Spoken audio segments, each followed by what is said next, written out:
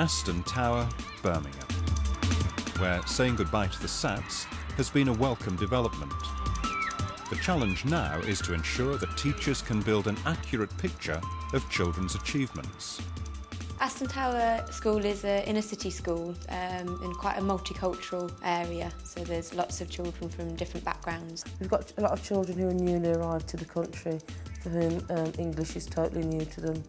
Also, we've got a lot of asylum-seeking children. Some of them have got like 2 or 3 languages already before they've come to England.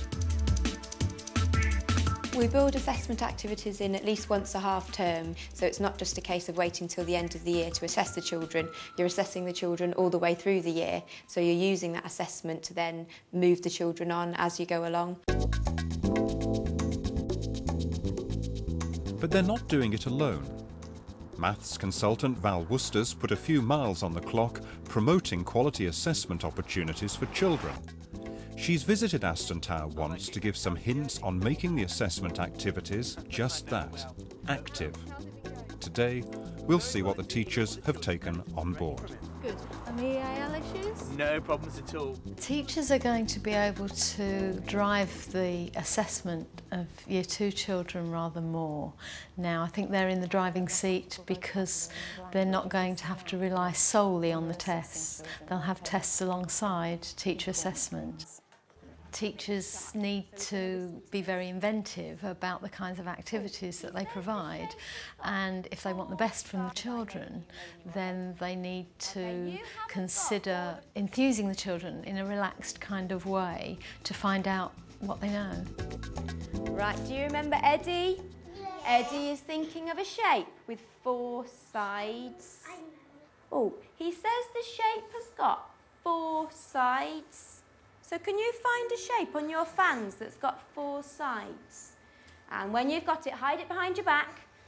3, 2, 1, show me. Oh, fantastic. Do you know what? I can see 2 different shapes. I can see 2 different shapes.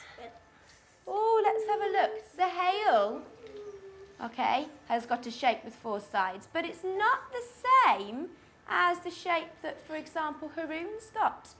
We need some more information. Who can think of a question to ask Eddie so that we can find out exactly which shape it is? So can you turn to the person next to you and think of a question to ask Eddie? Who can think of a question? Haroon. Rectangle has 2 sides right and the other 2 right. But it must be a square. Not a rectangle, it must be a square. A square and a rectangle's got the same size, but this rectangle... Right, so how are we going to find out? Nishad? The square has the same sides and the rectangle has 2 size opposites and 2 short size opposites too. But what is it that's the same? I know what you mean, but I just need you to explain it a bit more. What is it about the sides of a square that are the same, Sahel? The rectangle got 2 long side opposite and 2 small side opposite. Right.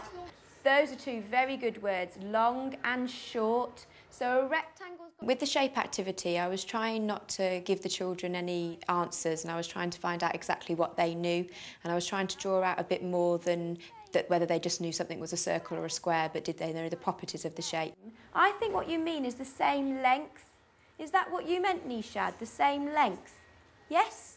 Brilliant. That was all I wanted you to say. Fantastic. I knew what you meant, but Eddie didn't know what you meant. Right, this time I'm going to think of a shape and I want you to ask me a question. Who can think of a question to try and find out which shape I'm thinking of? Abdullahi? What did you think it was? I was saying circle. A circle. That is a shape and it's on your fans as well. But can you think of a question about a circle? Can you tell me anything about a circle, Abdullahi? How many sides has a circle got, Abdullahi? None. Melanie deliberately doesn't comment on every answer, but she's sensitive to what children are getting right and wrong and keeping mental notes.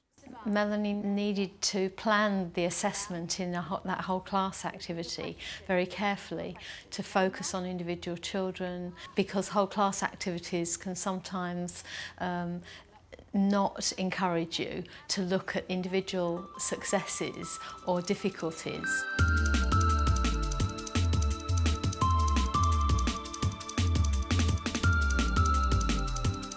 Can you remember, children, we've read this story before, haven't we?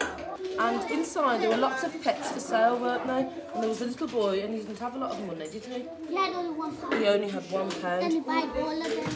He bought all the pets in the end, didn't he? What we're going to do is we're going to work in pairs. Okay, we're going to work as a team. So you've got to take it in turns to pay for the pet.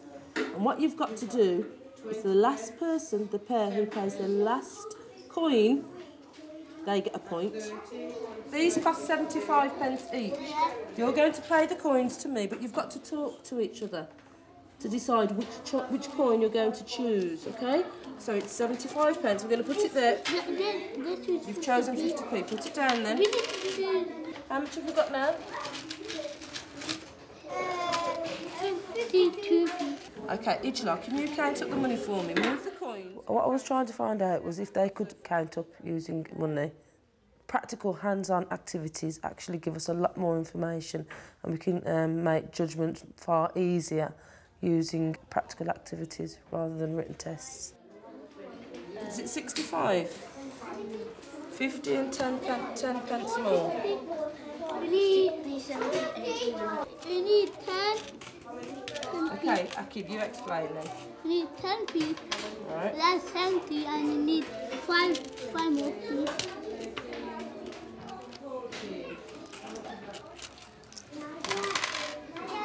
Right, you count it up for us then. Let's see if you've got 75p. 50, 60, 70, 2, 4. We take this one. 4. And 5. How much have we got? 75. 75p. Imran, can you count it up for me, please? See how much we've got. I found it very difficult, and I do find it very difficult when I'm actually trying to assess and observe what the children can do and sometimes what they can't do. As teachers, we want them to get the right answer. We want them to demonstrate the right thing. It's more informative to actually sit back and watch the children and actually not teach at all. 70, 70, 80. Vanessa doesn't want note-taking to hinder her observations.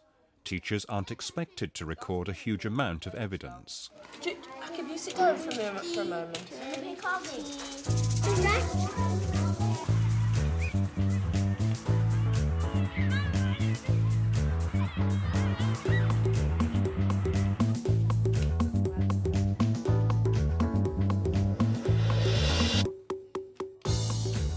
But you can all take it in turns to throw your bean bags, and then you've got to work out your total.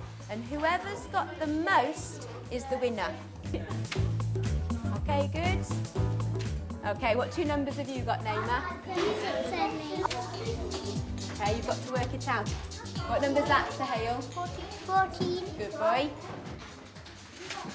And that's close enough to, what number's that under there? 8. 8, well done. So you've got to work out how much you've got now. Danish, you'll go. Okay, now you've got to work out your total. Okay, if there's anything in the classroom that you need to help you. Go on then, Caitlin.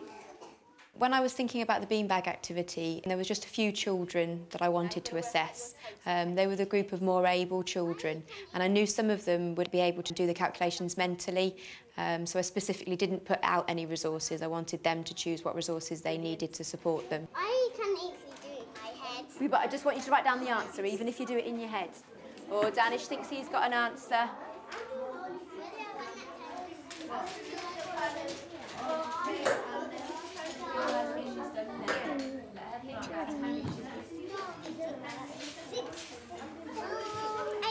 How did you get your answer, Sahil?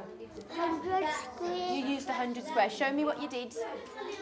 I counted the starting from 14 and I counted all the way to 22. How many jumps did you count? 8. Fantastic, well done, Sahel. What about Caitlin? Caitlin's done something interesting here. What did you do, Caitlin? I counted 20, then I added 6. Why did you do 20 and then 6? Because it could be easier. It made it easier for you. What did you do to the number 26? I partitioned it. You partitioned it. Well done, Caitlin. They didn't realise they were being assessed, and it was just something that they would normally do, or it was a game that they could enjoy, but I managed to find out quite a lot about what they did know.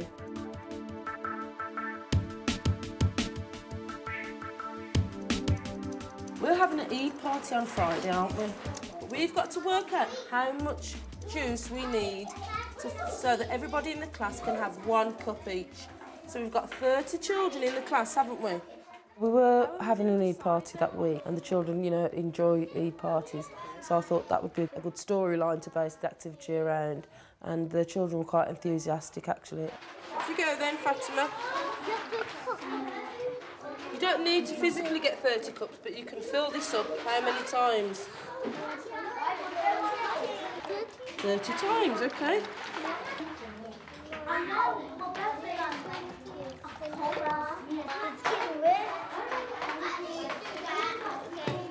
Right, hang on a minute, girls, look at it. What's happened now? The bottle's full. How many cups did you put in there? 9. 9. Right, we've put 9 cups in there. How many of these do we need then to fit so that the whole class can have a drink? There's 30 children in the class. Get another bottle like that. We need another bottle like this. Well done, Aklima. So if we've got 2, 9 and 9, how much will that make? 18. That's right. Say it then. 18. Is that enough to feed the whole class? Enough for...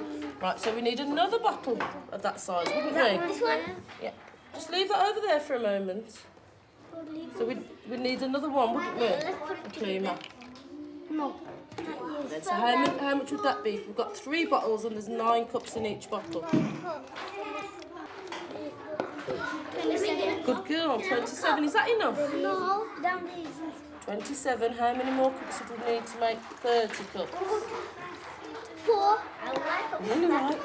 27. Initially, I was looking at capacity, but what became clear, there was some need for calculating and multiplication, and it became clear that one of the girls was quite ready for that and able to move her learning on. Say it louder, Aklima. 3, well done. You're right, we've used 3 bottles so far. Okay, so we need 3 of those big bottles, and how many more cups? And 3 more cups, well done. So we need 3 big bottles and 3 small cups. Assessment shouldn't be dry and dusty. It needs to be lively, motivating, fun, and all those things that mathematics ought to be, and the assessment of mathematics needs to follow that blueprint.